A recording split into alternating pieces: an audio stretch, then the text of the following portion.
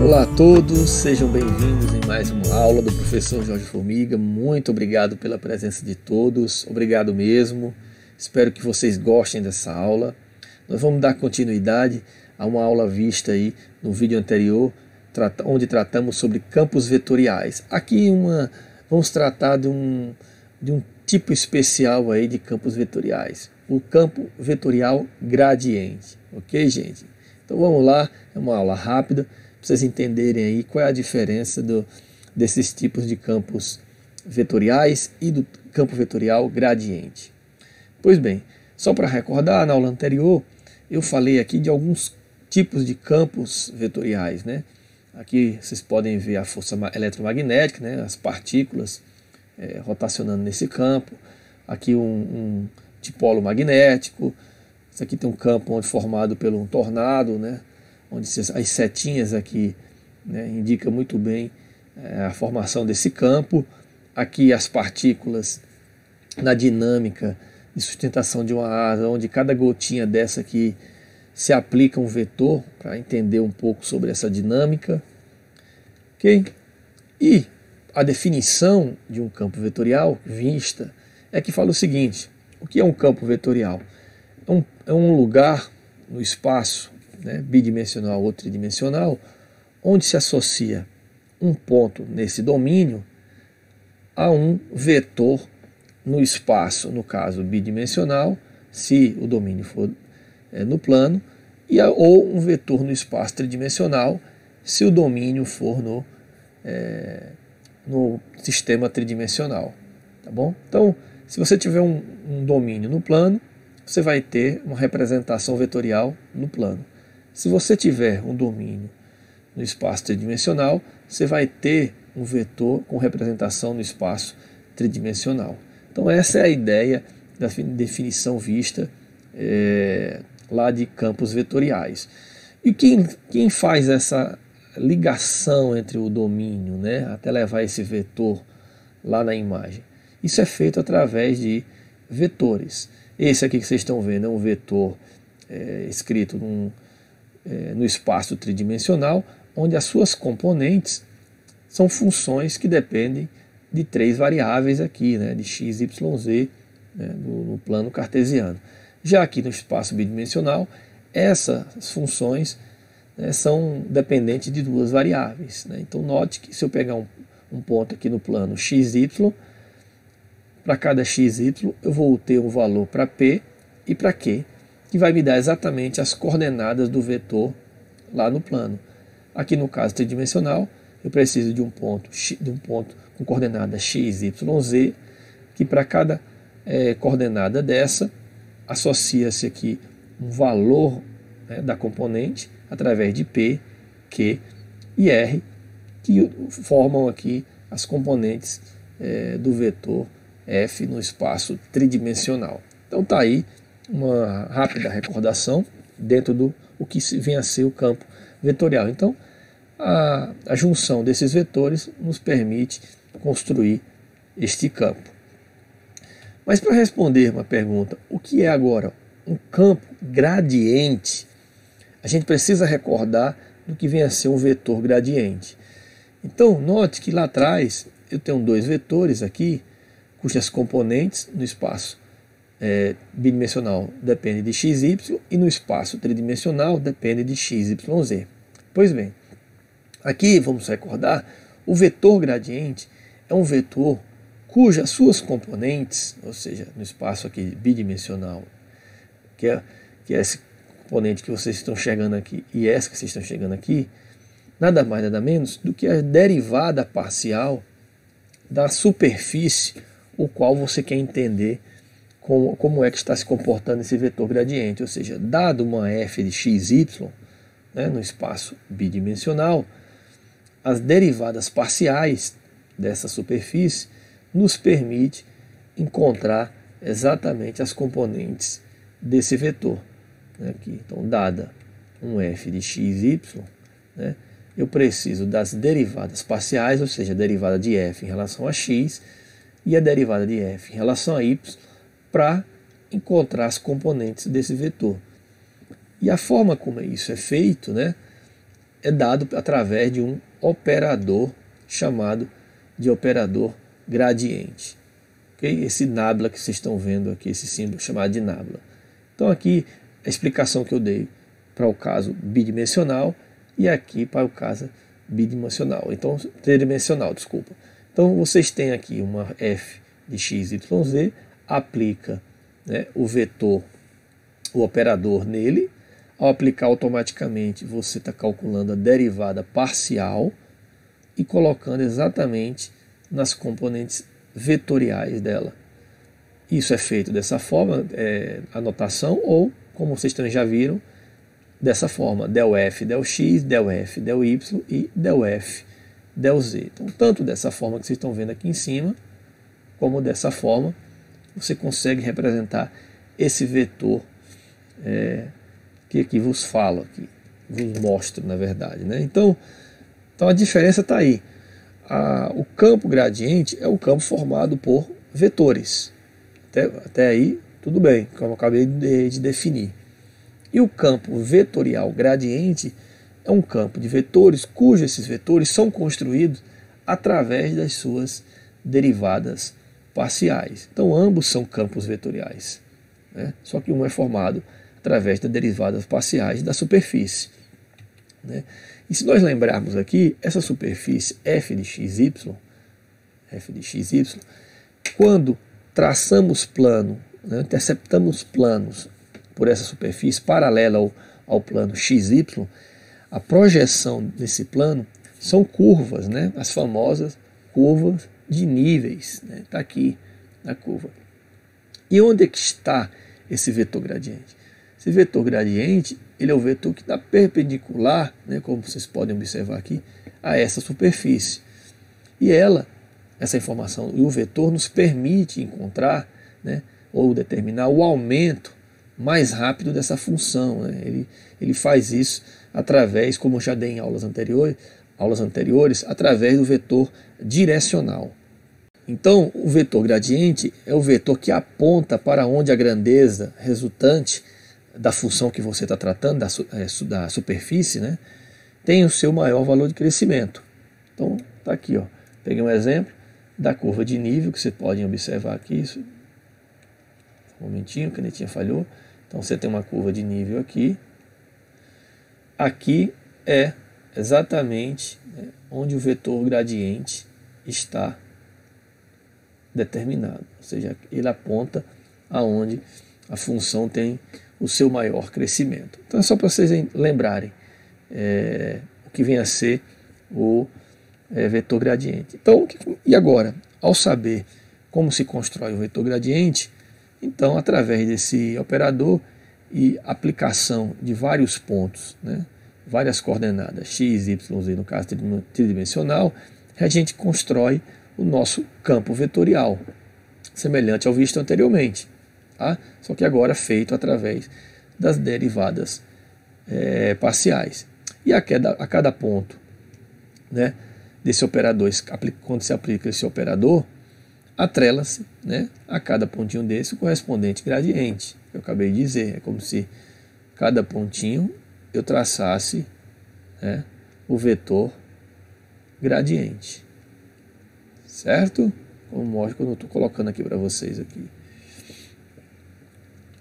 E dessa forma a gente constrói aí o nosso campo vetorial gradiente. Tudo bem, gente?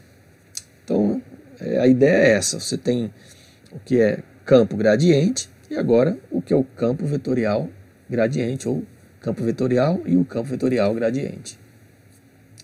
Pois bem, então vamos lá. Aqui você pode observar algumas aplicações.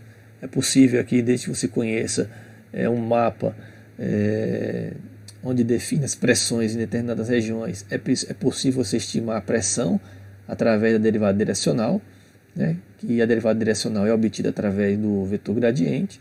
Então cada pontinho desse que você pegar, você pode como eu disse, calcular aí o vetor gradiente. E aí você terá o campo vetorial gradiente. Então ele vai dar exatamente para você aonde essa pressão aí ela está aumentando mais rápida, né?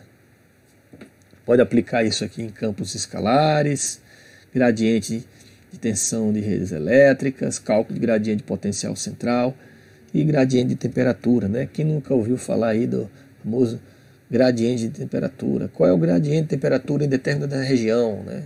Ou seja, como essa temperatura está variando rapidamente, né?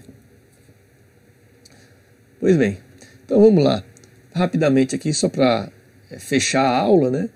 Então, dado um vetor, né, ou uma função aqui f definida através das coordenadas x, y, então nós temos uma superfície, né, para calcular o campo gradiente basta aplicar o operador nela, né? Então o operador nela vai dar, nesse caso aqui em i, é a derivada parcial de f em relação a i, e no caso de y, nós temos aqui a derivada parcial de f em relação a y. Então nós temos as componentes de x e as componentes de y. Então, calculando df em relação a x, então aqui, derivando essa função em relação a x, nós vamos ter aqui 2x, porque y é uma constante, né? E aqui, derivada de y vai dar 0. No segundo caso, né, deixa eu apagar aqui, acabou ficando por cima. No segundo caso, na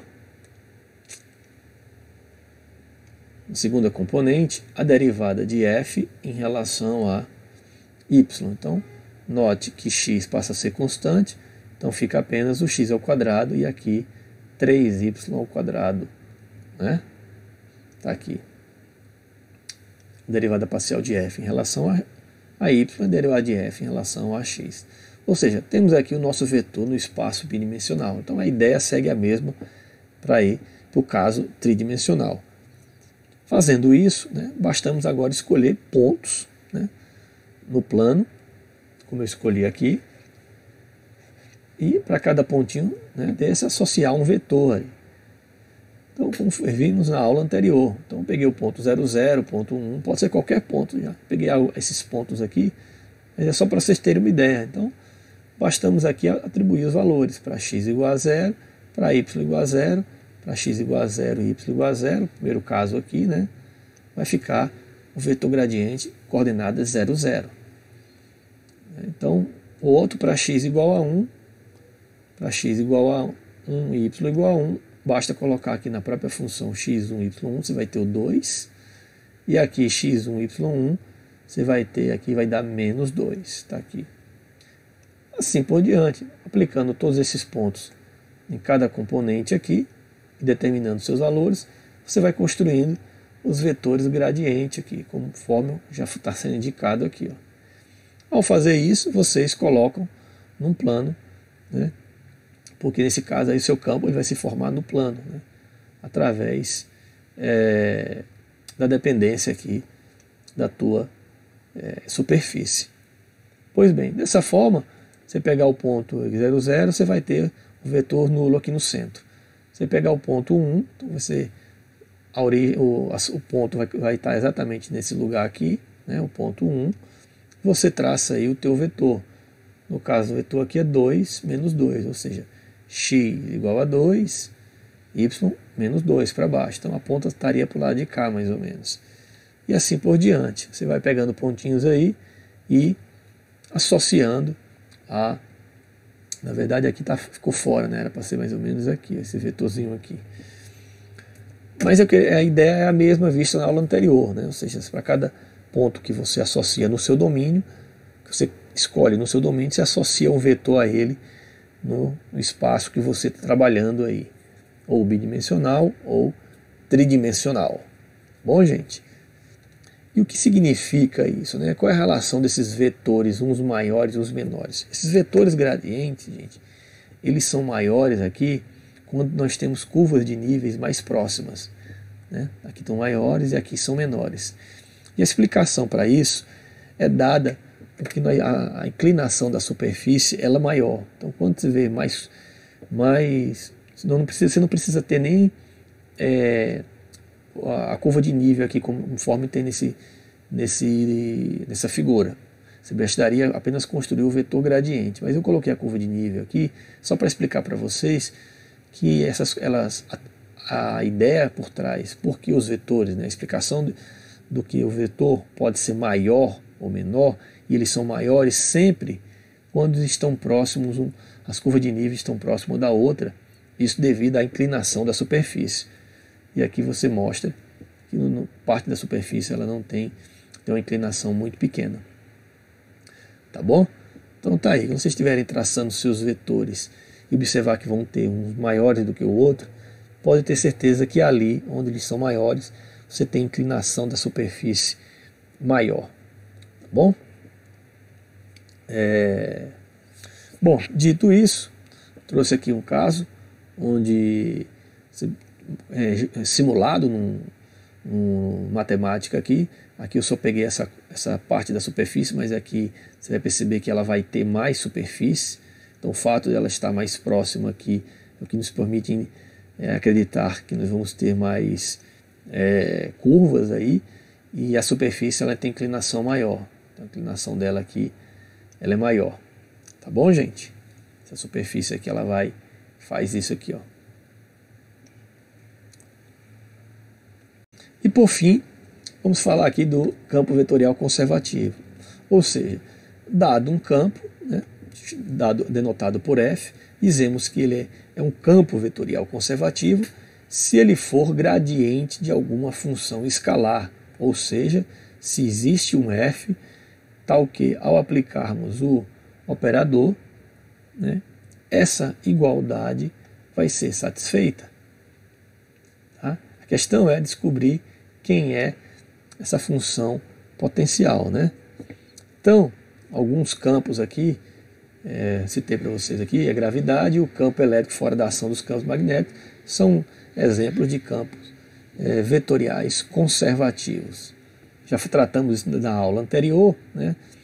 Essa aqui é a função potencial de F, né? Até coloquei lá. É através dessa função aqui que, quando aplicamos o operador, né, nele, vai dar exatamente a força gravitacional, né? Ou seja, a derivada parcial das componentes, derivada parcial de F, né, em relação a x, derivada parcial de F em relação a y, e a derivada parcial de F em relação a z, desde que F seja essa função, dá exatamente essa função aqui, tá?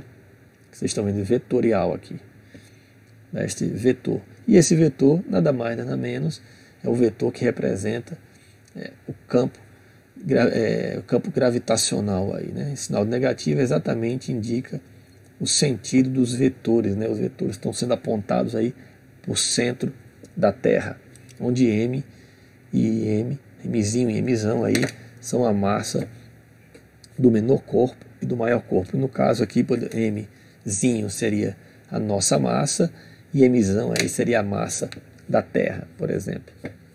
Tá bom? Então era isso que eu queria deixar para vocês. Espero que vocês tenham gostado da aula de hoje, tenham feito a relação do que vem a ser um campo vetorial e um campo vetorial gradiente. Tá bom, gente? Muito obrigado pela presença. Até a próxima aula. Um grande abraço. Tchau, tchau.